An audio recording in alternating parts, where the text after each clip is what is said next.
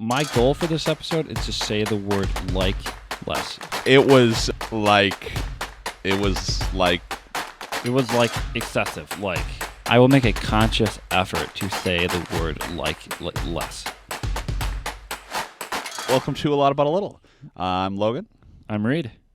And I had to think about my name for a second there, but this is the show where we talk a lot about a little bit of something different each week, and we're having a grand old time today. How are we doing today, Reid?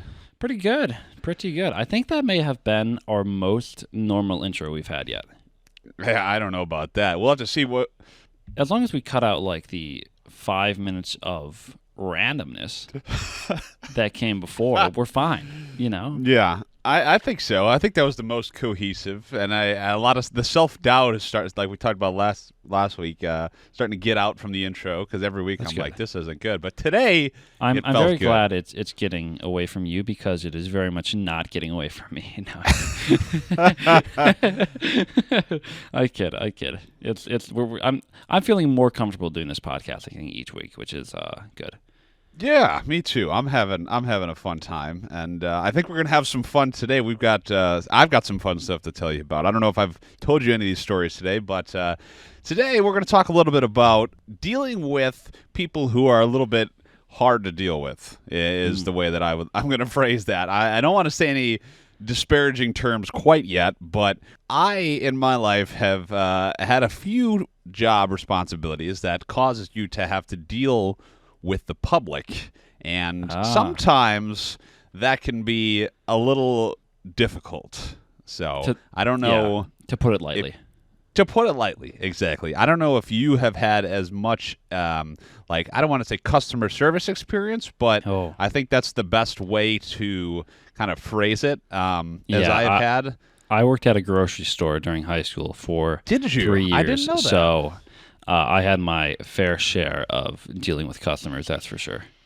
Yeah, I can imagine so. I mean, people, especially when you start reorganizing the grocery store, people be really upset when their bread's not in the same aisle. See, luckily that wasn't my job. I was a bagger and a cashier. So people just got mad at me if I dropped their spaghetti sauce on the floor. But that didn't happen too much. So was that I was going to say, is that a frequent issue that you encountered? Not for me, but I did have a buddy who started working at the store that I did, probably 6 months after I did. And his first shift, he got called to the front. He was a stalker, and he got called to the front. And one of the first customer orders he was bagging, they had a thing of Ragu, like the largest jar you could buy. Yeah. Oh, yeah.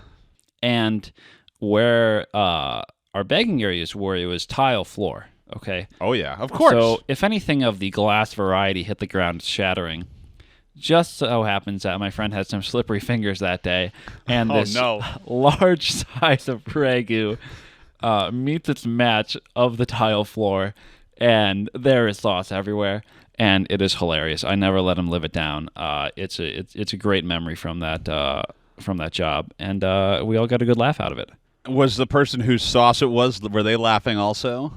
I think they were, because it was very obvious that my friend was new to the job. Yeah. So you can't do anything but laugh, you know. And I would hope so. You can't get mad at the 16-year-old kid for dropping your spaghetti sauce, you know. Just go get a new one. I think some people could. Oh, absolutely. Some people definitely would, yeah. In my life, I've been a referee now for quite some time. Just about, I think I'm coming up on my 10th year doing it, which is crazy. And you would think that, kid hockey and stuff, like you said, people would just, be happy, you know? Excited that they're... Excited that their kid's active, yeah. Exactly. Not the case with referees. See, the old adage is the referee is the third team on the ice, and they're always the losers. You have winners, losers, and then you have always the losers, the referee, because you cannot ever make everyone happy. Ironically enough, the games that I find most frustrating to do because of parents and coaches are the younger kids, because I believe it. Their parents all think that their kid is going to the NHL. Exactly. No matter, they think that little Jimmy who, started skating last year is the next Wayne Gretzky or, Sidney Crosby, and they're going to go out there and, score 10 goals. And if the ref calls something against their kid, watch out. Yeah, and it doesn't matter how long you've been doing it. You're always running into people like that. But the thing that came to mind when we were talking about topics for this week was this kid who I was mentoring. So because I've been doing it so long, I can go out there with referees who it's their first game, second game. They want to have someone skate with them because it's a much different experience than playing hockey. Yes. Like positioning and just all you're thinking about 500 different things at once, like different than. Sorry, there's a fly in here. You're thinking about 500 different things at once, and it's different than playing. So it's good to have someone out there. And this kid, he was a good kid. He was a player. He was telling me, and he was a relatively young referee. They just lowered the age down to 12. 12. So 12-year-old. Yeah, he's a peewee. Gosh. And he's reffing mites. So, I mean, the kids are a couple years younger than him. How old are mites? They're like 7, 8, maybe. Gotcha. So they're like the youngest age bracket in terms of youth hockey. Sure. And this kid's 8. I mean, you look at him he's up to my knee. He's like 3 feet nothing, and he's going out here to ref the game. And that's fine. On skates. That's on skates, exactly. And the Illinois' short on referees. Hold up. Pause. Did you say Illinois? Illinois is. I kind of contracted okay. there. Gotcha. Illinois. Gotcha. Illinois, is. Okay. Illinois is. Not Illinois. That really bothers me. Talk about things that bother me. But they're really short. They've got this kid reffing. And so we're out there. I'm mentoring him, and it's a mite game. And this coach is a coach that I knew when I was younger. Like, I had him. Did not like him very much, and I try and give coaches the benefit of the doubt. Like I'm not throwing coaches out just for very much of anything, but this guy is laying into this kid. It's his first ever game, and this is a 40-something-year-old man who is giving the business to this 12-year-old kid who's reffing his first game. He is determined to make this kid never want to ref another game in his life.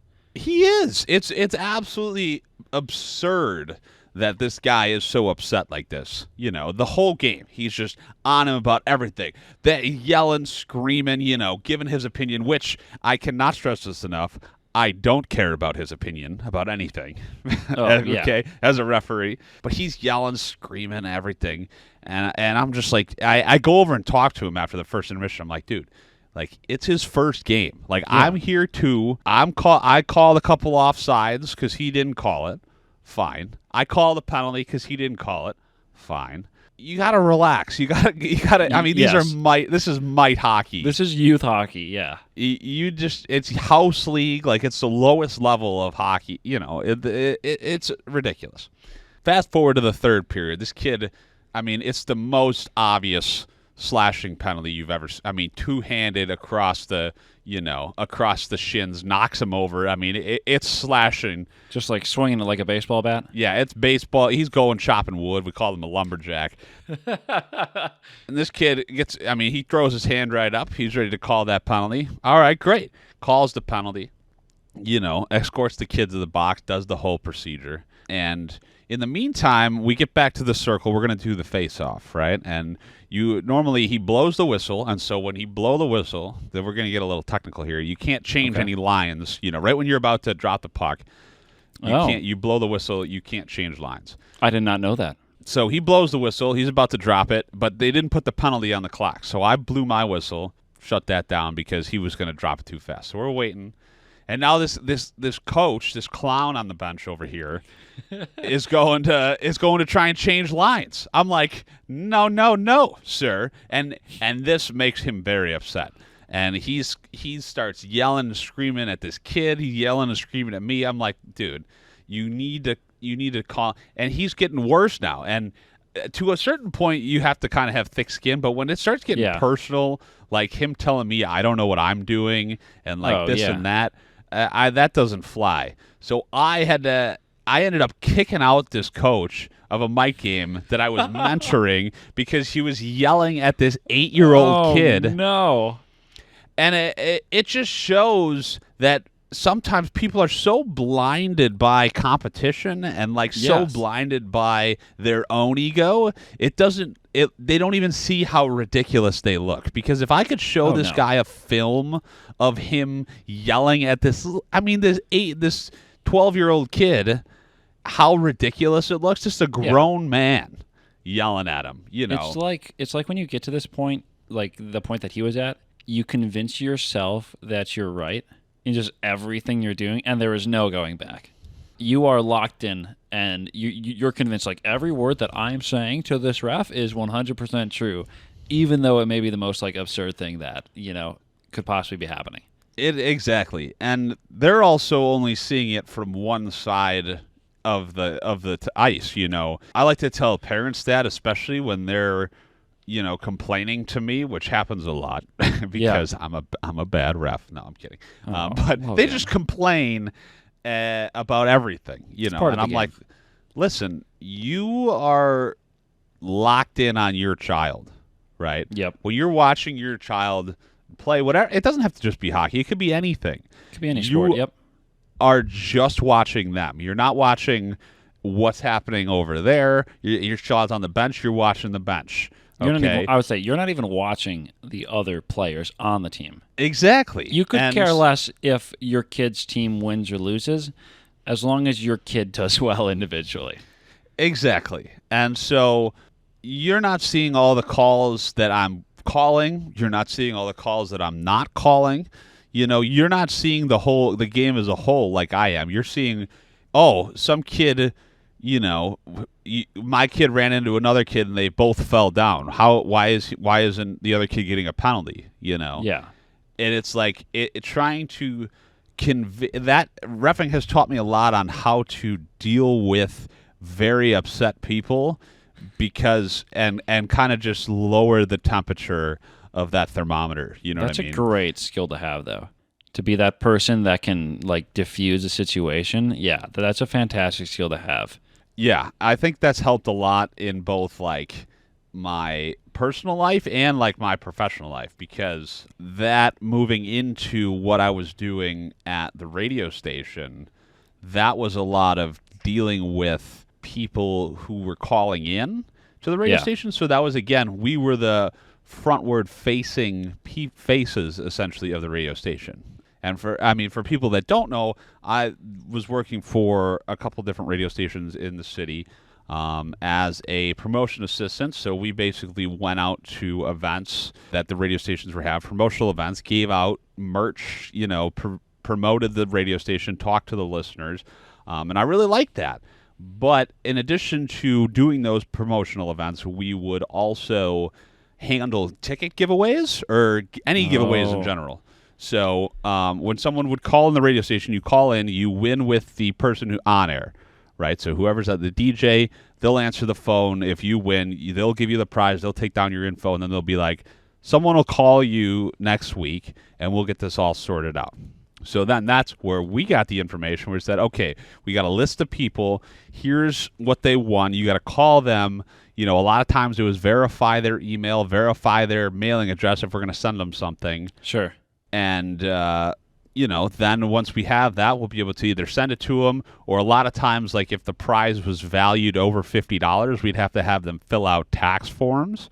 And they were because they weren't in most cases for prizes they had to pay taxes on. You don't have to pay taxes on it unless it's valued over $500. Again, which is something that we had to explain to people. Because a lot of it's for our taxing purposes. We're giving all this stuff away, so it's all write-off for the radio station. I say we're, but that's what I would tell people is it's that we're giving it away. We write it off, this and that. Sure. But you would think that people who won a contest, number one, would be more apt to answer the phone and or call you back. You would think. Yeah, if I got a voicemail that said that I had won and to give the number a call back, I am wasting no time. Exactly. And the amount of people that would even respond, mind-boggling. That's right? incredible. It is. But what's even more mind-boggling is the people that were angry at us. Angry? You know, we had a lot of angry people who were very upset about having to fill out the tax forms because mostly, I mean, it was a classic rock station, so there was a lot of older people who would win, okay. you know, and maybe, you know, some people who didn't or who don't really understand technology, right? And Sure. they don't trust it necessarily, so it was something you had to put your social security number on. So obviously that turned off a lot. Oh, yeah, that'll get people worked up.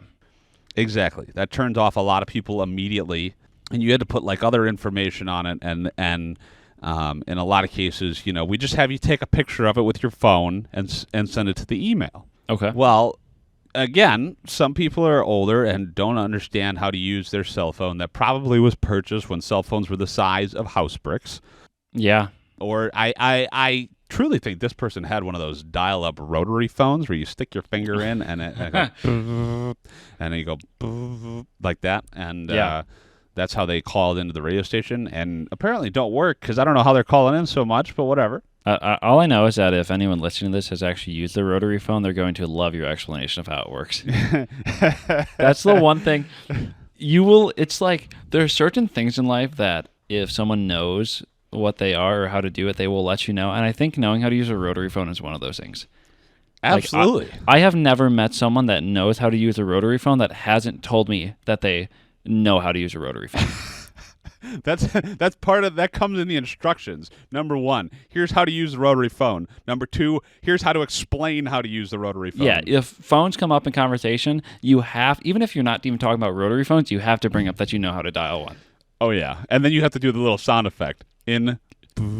Yep. To. Yep.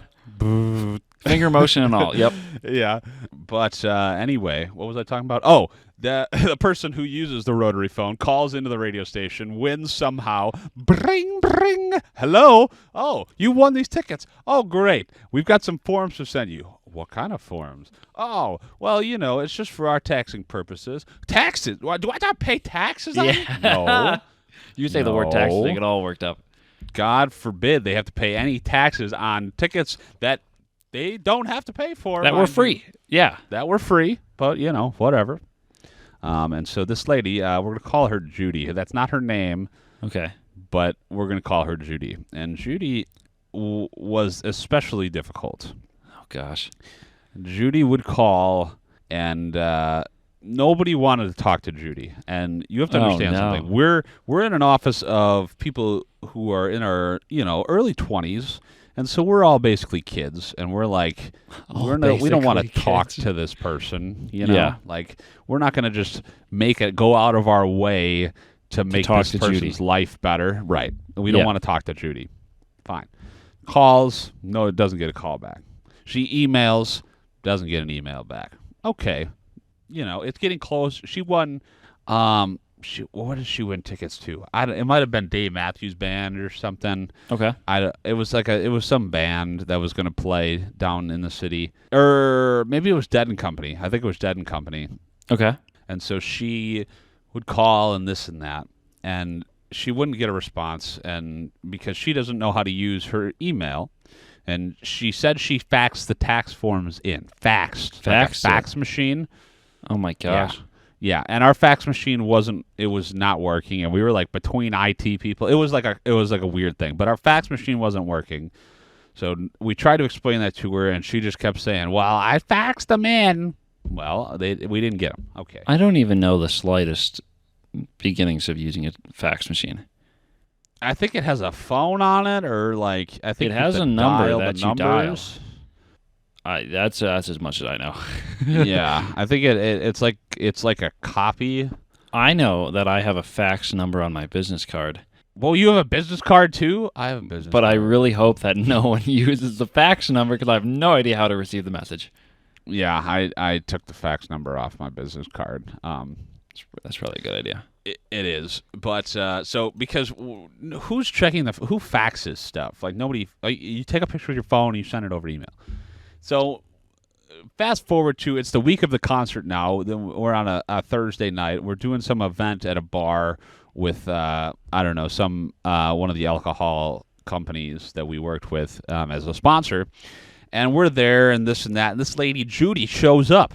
Oh gosh, she found you guys. Judy, well, I mean, she was a follower of the radio station, so she was a known culprit, if you will, and so she shows up at this event, and she is sitting at one of the tables. Like, we set up a tent, a table. We have like a box on the table. People can fill out raffles, all this stuff.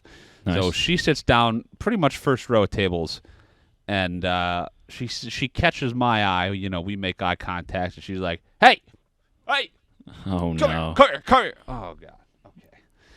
I walk over there. I'm like, "Hey, Judy, what's going on?" And she's like, "I've been calling 4 times and this and that, and I called so many times and I never got a call back, and how can you do this, and this concert's this week and this and that." I was like, okay. And then that basically went on for, I kid you not, 20 minutes. I had to listen to her talk. Oh gosh, 20 minutes I had to listen to her repeat herself and complain at me, and at one point she's like, "I'm not trying to be mean, or I'm not trying to be this, but I just haven't gotten my tickets. You guys are dropping the ball here and this and that." And I'm like, okay. And I had to put on I really, really had to try hard not to absolutely curse her out. that's a time you need like a secret signal to your coworkers. That's like the "come save me," you know, like a little like ear tug or like eyebrow scratch or something. They see that and like, "Oh, we got to grab Logan," you know, we have to move the van. We're parked illegally, you know, or something. Yeah, right. Yeah, we should have had that. But essentially, she was like, "Oh," she just caused all this trouble, and I was just like, "All right." And so she brought her forms with her. You know, they were in an envelope. Okay, fine. Get back to the radio station. She doesn't sign them. Okay. So now they're not properly filled out, of course. She missed one very important part of the forms. Nobody ever, I mean, it's not hard. It's not the first time she's won either. So how can you be that stupid, so she's Judy? been through this process before? Yeah. Oh, my gosh. And so come to find out, we would do these cruises. They were like alcohol sponsored cruises for the different radio stations, and this lady, like I said, was a fan of the classic rock station. Yeah, and they kind of went away during COVID, but they came back with one last year, which I got to go on, which was a lot of fun. You went on the cruise? Well, I say cruise. It's more of a boat ride where you just have a meal and then you're done. It's like in Lake Michigan off Navy Pier. Like, I thought this was an ocean cruise. No. Oh my gosh. They really hype it up with the name, but they call it a cruise. No kidding. It's more of like a small pedal boat that kind of. Oh, is it like a dinner boat? Sure. It's like a river boat with the big. No.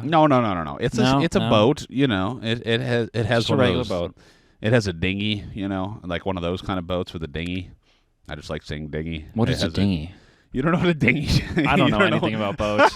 You are the boat expert in this conversation, dude. What is a dinghy? What is a dinghy? Oh, it's a lifeboat, dude. You've never heard of that? Oh, no. It's like an inflatable dinghy. Or like a small boat. Actually, What? like a dinghy is like if you park in a slip, you know, they're called slips for boats. No. Well, like where you park your boat, it's called a boat slip. A dock. Right? If you have no. If a slip, because slips don't have to be next to a dock, so you take the dinghy to your boat that's parked in like the middle of the water. You never heard of this? No, you like drop an anchor or something? No, but like kinda, yeah, I guess. You drop an anchor and you take a dinghy out to it, and it's like you ever drive down Lakeshore Drive? You see all the boats parked in the marina there. Yeah, you have to take you can't walk to your boat, so you have to take a dinghy. Like a little small boat. Okay, the dinghy is like the last mile transportation of the boat world. Sure. I don't know what you mean by last mile, but last mile essentially is like how you get to you do the majority of your journey, and last mile is like how you get that last mile to where you're going. And like for a boat, you need the dinghy to get that final distance. Yeah, we're talking about dinghies. But anyway, so Judy is on the cruise, or was maybe on heavy air quotes on cruise on that one. Well, I think she was on her own booze cruise before the radio station cruise because so to her she may have been in the ocean. Well, yeah. So she comes rolling up. I hear the story later after I tell my boss and supervisor this story about Judy. They're like, "Oh, well, did you know that one time she was, going to go on this cruise for the station, but before that she was out boozing on Lake Michigan." And so she comes, she's like, first of all, you're not allowed to dock at Navy Pier because that's just like the rule. So they come and try and dock at Navy Pier. And first of all, you can't do that. So the Coast Guard's trying to tell them to leave, right? So what does Judy do? Judy's like, oh. She starts cussing out the Coast Guard? No. She's like, all right. And so they're like starting to drive away. And she like tries to jump from the boat onto the pier.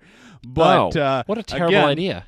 If you're the way I've described Judy so far, not the epitome of athletic ability. So she she jumps from the boat and it goes boom, hits the side of the pier, falls in Lake Michigan. No. Oh God, that's the last lake you want to fall into. Why? What's wrong with Lake Michigan? Well, okay, the Milwaukee side is pretty dirty. Well, yeah, because that's in Milwaukee. I'm convinced the Milwaukee side has like fish with two heads like swimming around because Milwaukee just dumps all their sewage into the lake.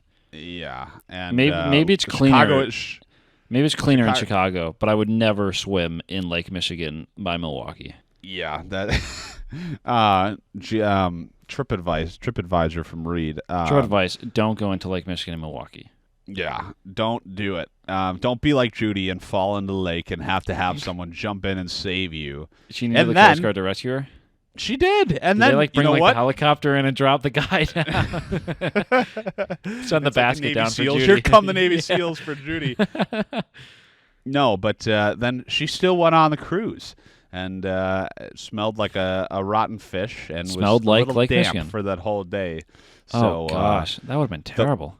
Of course it's terrible, but the moral of the story is, the moral of Judy's story is, and the moral of the episode today, I feel like, has been, no matter who you're dealing with, whether that be customer service, whether that be you're calling for tech support, or, you're trying to talk to somebody, you're trying to talk to insurance, it doesn't matter who you're on the phone with. Try and be nice, okay? Yeah. As mean as people can be and as unhappy as people can be, you should always try and be very nice. Yes. Right? That's my new motto in life is try and be nice to everyone unless they do something that causes you to not be nice to them. So, Judy, if you're watching, if I ever see you, I've got some words for you. Dude, Judy may track you down after this. No, because her name's not Judy, but Judy knows who she is. I mean, I feel like, this is a very distinct story. How many people have, I was going to say how many people have fallen into Lake Michigan, but that's probably more than... That's probably There's more probably than you think. A large amount of people that have fallen into Lake Michigan by Navy Pier. Oh, yeah, especially in that playpen there. I don't know, maybe because I'm just a boat person, but... the playpen? Is this another boat term I don't know? Well, in Chicago... Are we going to need a whole got... episode on boats? No. It's just like a place to booze, right? So like right along Lakeshore Drive inside the break wall. Okay, they call I know it what the that playpen. is. I know what a break wall is. That's where you got to slow down. Well, no, the break wall is to prevent the waves from it's like getting the big, too large. It's the big line of rocks. I mean, in a lot of cases, it's man-made and isn't necessarily a line of rocks. But yeah. But once you hit the break wall and the breakwater, don't you slow down? Yeah, kind of. I mean, as long as you're not driving like a maniac, especially like in the aforementioned playpen. If you ever look up a picture, you can see it. Like all the boats like string together and then they just party on the weekends. Oh. But I spent a lot of time looking at those guys, and so there's a lot. Let me tell you, there's a lot of alcohol that goes on in the playpen. Oh, I can imagine. If you ever go boating in the playpen, just be sure to be safe. Yeah. Wear your life preserver because you might be. You don't want to end up like Judy. Of trouble. You don't want to end up like Judy, sinking to the bottom of Lake Michigan. And now, when you turn the lights off, Judy glows in the dark and has two heads. Oh, that's great. But Judy, she's my best friend. But Your best friend, for the most Judy. part, it was a positive experience at the radio station. We had a couple of Judys. We had one guy that called. I know we're running out of time, but we had one guy that called, and this is not a joke. He called 67 times in one day. One day? 67 times. Yes. That's like taking a whole day off from work and just being like, you know what I'm going to do today? I have nothing else to do. I'm going to call the radio station. It wasn't even calling like the number to win stuff. He was calling us. So I'm not really sure what was going on with that, but that's a lot of wrong number calls. Yeah, as one of our college professors said, radio attracts the crazy people, and that I can attest to. Yeah, anything media attracts the crazy people. Yeah, but radio is like its own monster. Just carry around a camera at a sporting event, and people find you.